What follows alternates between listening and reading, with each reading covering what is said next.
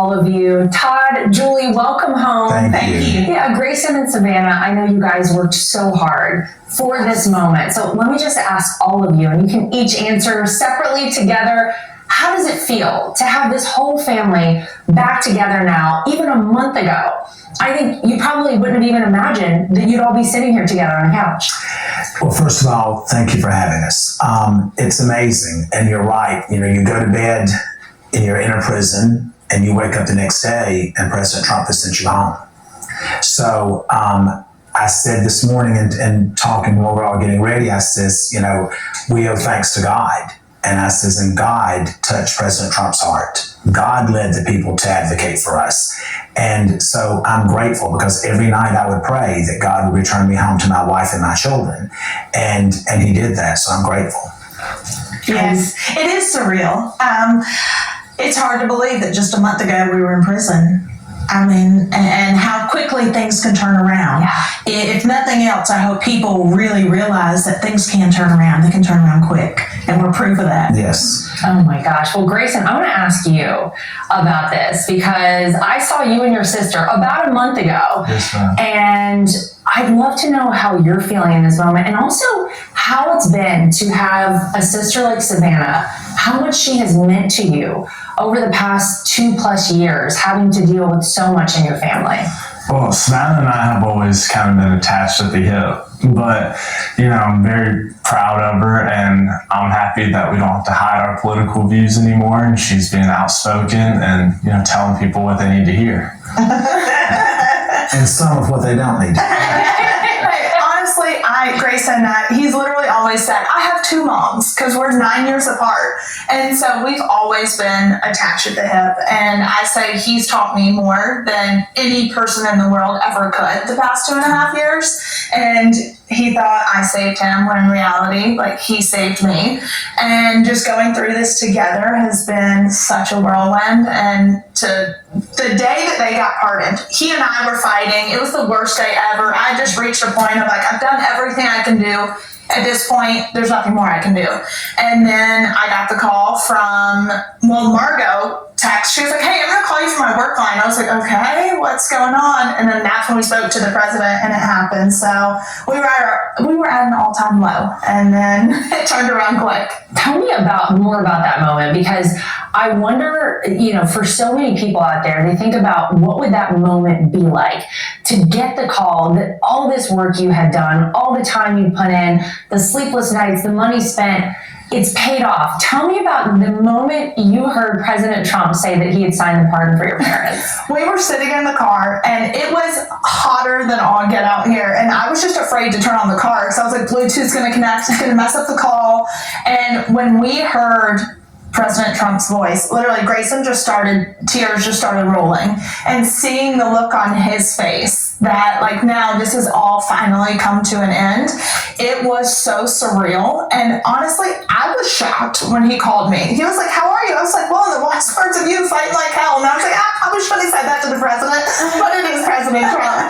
But just hearing him, and I think also a big thing was he asked Alice Johnson, is this a commutation or is this a full pardon? And she said, as of now, it's just a commutation. He goes, nope, we're going to give them a full pardon. Wow. These people get their lives back. And I was just in such shock. Todd and Julie, did you guys know that this was on the horizon? Tell me about how you each found out that this had happened. I was upstairs in my room, and someone comes by and says, I just need to tell you, your name was just on CNN. I thought, News my Network. Lord. I was like, for what? And they're like, I don't know. And I said, okay. So I go downstairs, and for those of you who don't know, using the telephone is not an easy task in prison. So you have to get in line. I sat in line, went into the little room. I called Savannah. She didn't answer. My phone at that point was going absolutely insane because the White House tweeted Trump knows best with the video. So on my phone, I called Gray. He didn't answer. I'm thinking, okay, if I leave this TV room, I have to go get in the back of the line and wait again. So I said, you know what, I'm going to try one more time. I called Savannah one more time. And she said, he did it. He signed it. And I I just started busting out crying. And everyone was looking around, and then I just hung up. I was so nervous that I just hung up. It was the craziest thing, and everybody's just looking at me because, unfortunately, most of the news that you get in prison is bad news. So they're like, "Are you okay?" I'm like, "I am. I'm getting out of here. I'm getting out of here." And so it was crazy. And then from there, it was just, it was unreal. Wow. What about you, Todd? I was coming back from the library, and one of the guys stopped me. He goes, And also when he says library, well, he said, makes it sound sophisticated, but it's well, as much of a library as you can have. And this guy stops me and goes, "Man, I think you just got pardoned." And I said, "Yeah, okay." And I just kept on walking. And so then I went into my dorm. One of the guys, the COs, he came by and he goes, "Are you good?" And I said, "As good as I can be." And he said, "Todd, you just got pardoned. They sent me down here to make sure you're okay." And I said, "Well, they don't need to be worried about me now. Hell, if I'm pardoned, I'm great." So I went and called her, and as soon as she answered, she goes, "It's signed, it's signed." And I started crying and said, "Well, you did it. You did it." But Savannah would see me every weekend or every other weekend. We talked every day, and she would give me the recap of what she was doing and who she was talking to and what she was going to do next. And I would always say, "If it's God's will, if it's God's will." And there were times that she would be frustrated because it wasn't moving at the speed that she wanted to be. And I would have to remind her that it's in God's time, not our time. And that's exactly how it worked out. It was in God's time. And I remember the night of the election, we were all glued to the television. I mean, every man there was all night long watching these results come in. And when they finally announced that he was the winner, everyone there started screaming and yelling. And because they knew, they felt in their spirit that if President Trump wins this election, there's hope for all of us. Wow.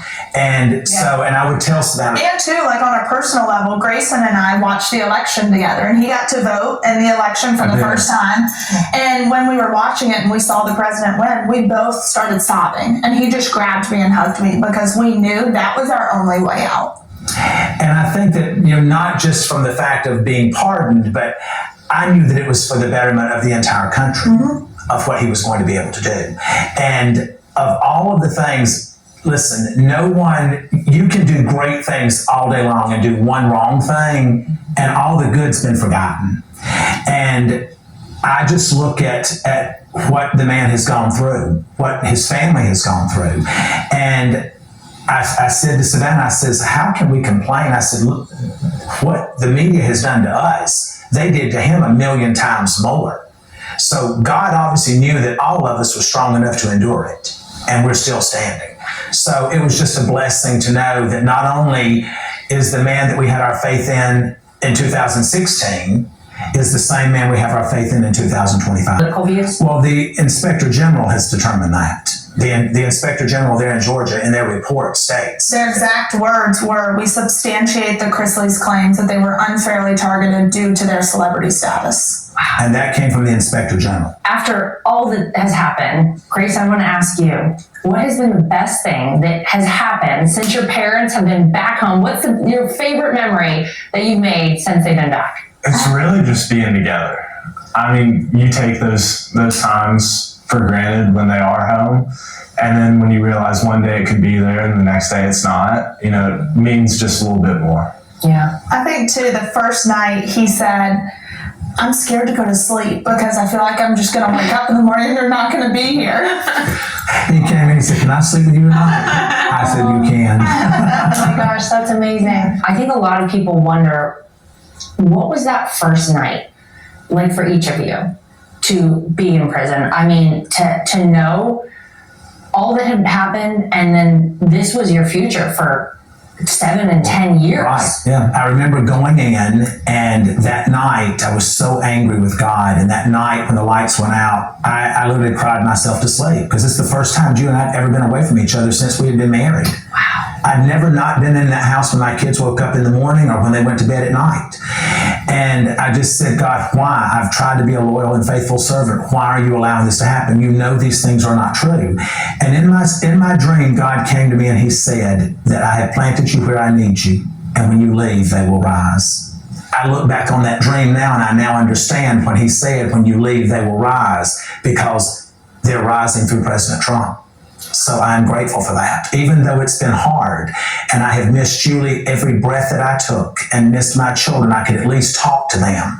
But when you're in prison and your spouse is in prison, you're not allowed to talk. How long did you two go without speaking? 28 months. 28 months. Tell me about the first time you saw each other. It was surreal, but people have asked, was it weird? Was it awkward? It really wasn't. So I think for me, I was never away from her. Because she was in my spirit the entire time. I thought of her every second of my day. And so when I hugged her the first time, it was like I was home in my heart spiritually. We have changed. And if we did not change in these 28 months, it would have been wasted. So I do believe that because of this, Savannah would have never truly stepped into her true self. To watch your daughter step on that stage at the RNC and to speak so well, and the level of pride that you have as a parent was never the television, it was that moment. Because I knew then I had raised a warrior. Did you guys know how hard she was fighting for you? You know, we went back to her house because we had sold ours when we left. And I was cleaning out her drawers and stuff, and I found all of these legal books that she had bought about prosecutorial misconduct and over sentencing and the sentencing guidelines and what have you. And I literally just sat down on the floor and wept that my child would have to go through this to save me. Because you, as a parent, it's your job to save your child, not your child to save the parent. And I think it was so much more. She not only was advocating, was out here doing everything she was doing, she was also raising two children. She was also being a parent. Tell me about that as a two mom. children. You sent Savannah a Mother's Day card. I did, because she was there when I couldn't be.